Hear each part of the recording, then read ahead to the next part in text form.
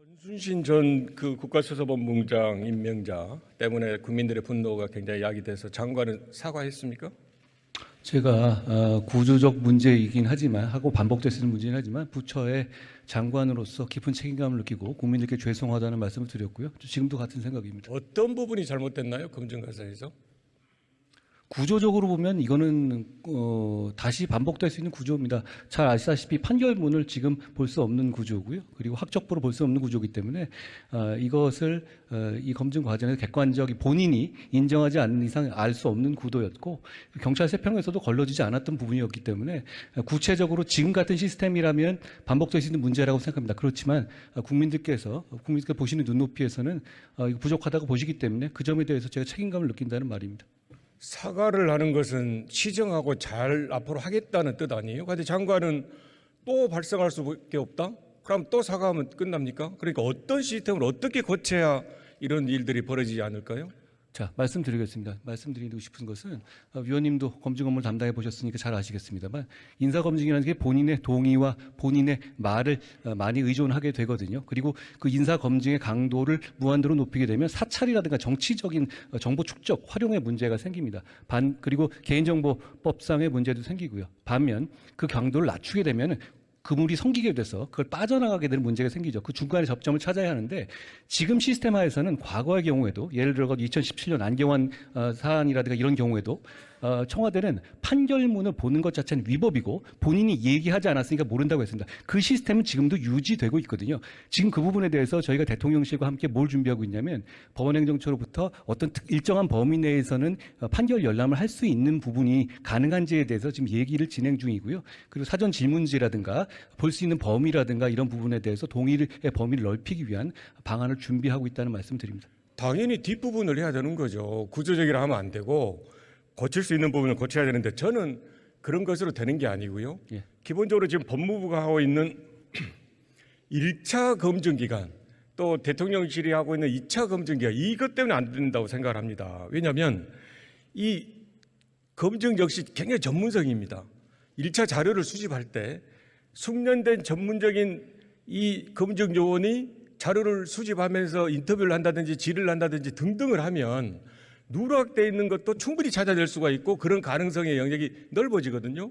그런데 그러지 않고 지금 법무부처럼 1차적으로 자료를 수집만 하다 보니까 세평에서도 안 걸러지고 또 사전 질문서에서도 안 걸러지고 걸러질 상황이 없다는 거죠. 그런 면에서 저는 기본적으로 1차, 2차 나누는 것이 적절하지 않다라고 생각하는데 어떠세요? 그 점에 대해서 오히려 지난번에 이 연말에 예산 협의라든가 이런 과정에서 민주당이 저희한테 요구한 것은 법무부 장관이 아예 검증 내용에 접근하지 못하도록 하고 객관적 검증 기구의 이 독립적 운영을 보장하라는 말씀, 지금 말씀하신 의원님 말씀하시고 좀 반대 방향의 주문을 많이 하셨습니다. 역시 저는 제가 이야기는 그게 아니라 의원님 혹시 답을 법무부에서 1차 검증을 하지 말라는 거예요. 그것도 같이 혹시 어차피 제가 의원님 시간을 뺏는 건 아니니까 조금 기회를 주시면 어떨까 싶습니다. 괜찮으시겠습니까? 이야기하세요. 예. 그러니까 그런 차원에서 이 두 가지 요구가 다 있다는 점은 의원님도 잘 아실 겁니다. 그 점에 대해서 그런데 이제 저희가 이걸 나눈 부분은 사실 두 가지 이유가 있었습니다. 뭐 제가 결정한 건 아닙니다만 첫째는 민정수석실이 없어진다는 점의 문제, 그리고 그 기능을 어떻게 할 것인가 재구성할 때 과거의 민정수석실에 있어서 객관적 자료를 수집하는 기관과 판단하는 기관이 동일할 경우에 오히려 상호 견제가 안 되는 문제점이 있을 수도 있겠다는 판단 하에서 저는 이렇게 1차 검증 기능을 법무부로 분리시킨 것으로 알고 있습니다. 제가 결정한 것은 아닙니다만.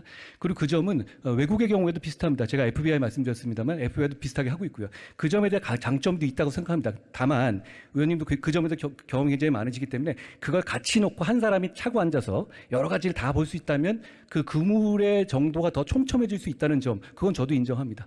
당연합니다. 그래서 원래 1차 검증을 하는 요원이 자료를 보다가 좀 문제가 있으면 팀 회의를 하는 거예요.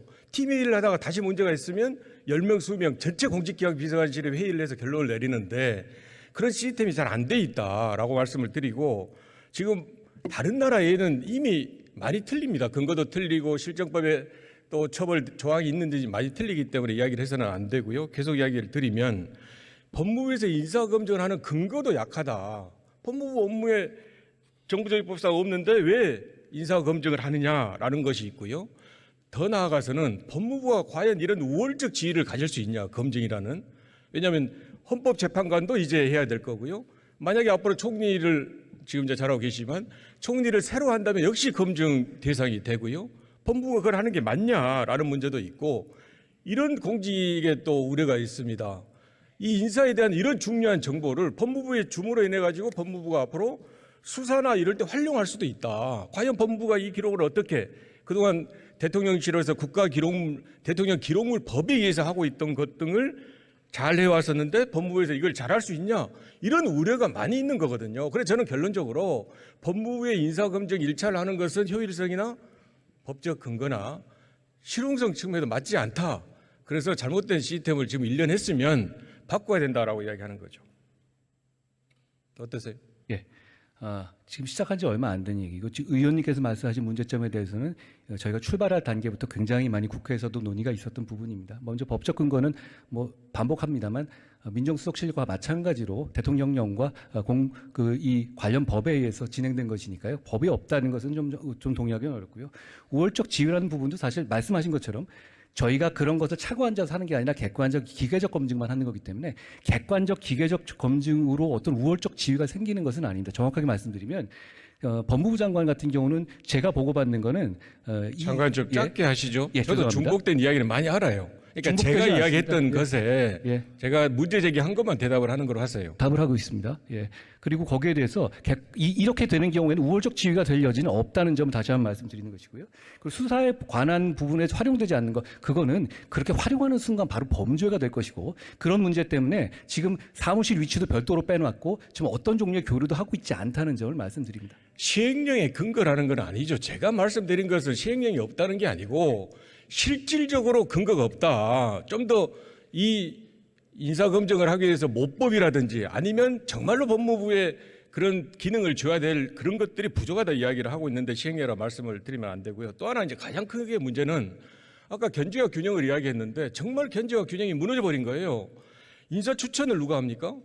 인사 추천하고 있는 그 기관이 전부 검찰 출신이죠. 인사기획관, 인사비서관. 1차 검증 라인 장관, 2차 검증 라인 공직경 비서관 검사, 임명 검사 출신이시죠. 이렇게 추천, 검증, 임명 모두가 검사가 하는 이거 어떻게 견제와 균형이 작동하는 공직인사라고 할 수 있겠습니까? 출신만 가지고 말씀드릴 문제는 아니고요. 그 인사 구성을 한 건 제가 관여한 문제 아니니까 언급할 문제는 아닙니다만 이 과정에서 그 시스템상으로 공정한 절차를 운영해야 한다고 생각합니다. 제가 이렇게 이야기를 하는 것은 일반론적으로 이야기하는 게 아니라 이번에 정순신 건이라는 국민적 분노가 야기된 건에 대해서 법무부가 조금 더 각성해야 된다라고 이야기를 드리는 거고요.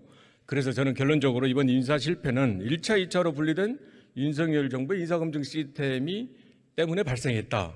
그리고 그 과정에서 검증의 전문성이 크게 후퇴가 됐고 견제와 균형 원칙 무너졌다. 지금이라도 인사검증 기능을 대통령실이나 인사혁신처로 보내가지고 일원화된 책임을 지게 하는 게 맞다라고 생각합니다. 어떠세요? 검증에 관해서 의원님 말씀하신 이렇게 전문성을 높여야 된다는 부분하고 그런 문제의식에는 공감합니다만 이미 출발한 지 얼마 안 된 조직이고 지금 단계에서 저희 입장에서는 제가 이 제도의 변경을 말할 입장은 아니고 지금 제가 하고 맡은 분야에서 최선을 다하겠다는 약속을 드리겠습니다. 장관께 국무위원으로서 하나 말씀을 드릴게요. 윤석열 대통령에 대한 평가를 보면 부정평가에서 가장 많은 게 독단적 일방적이다 이런 평가예요. 항목에서. 그런데 저는 그 항목에는 장관이 국회나 또는 상임이나 본회의 다 포함해서 이럴 때 보여줬던 여러 가지 언사, 안하모 인식, 국회 경식, 국민 무시하는 것 이런 것도 그 윤석열 정부 평가의 하나의 단초나 또는 구성인자가 된다라고 생각하는데 어떠세요? 위원님 평가하시고요. 제가 위원님이 말씀하신 질문에 대해서 제가 뭐 강하게 얘기하지 않지 않습니까? 저는 정상적인 질문을 하실 경우에는 정상적으로 답변 드리고 있습니다. 역시 그렇게 대답을 하려 하지 마시고 말씀드린 대로 장관은 국무위원으로서 무게와 책임을 잘 느끼고 앞으로 행동을 하셔야 된다고 생각합니다. 얼마 전 여론조사 보니까 52%의 국민들이 장관을 그만둬야 된다. 헌재 재판 결과 이유인데요. 저는 그게 그 결과가 기각이냐 각하도 있지만 중요한 것은 그 과정에서 장관이 나머지 4분 소수도 있지 않냐 또는 만약에 그렇게 결과가 바꿔지다 하면 의원들이 사퇴해라 라는 등의 언사가 결국은 국민들이 이야기하는 장관에게 사퇴해라라는 것에 크게 영향을 준다고 생각하니까 이런 부분에 대해서 장관께서는 유념하시기 바랍니다. 예, 말씀 잘 듣겠습니다. 들어가세요.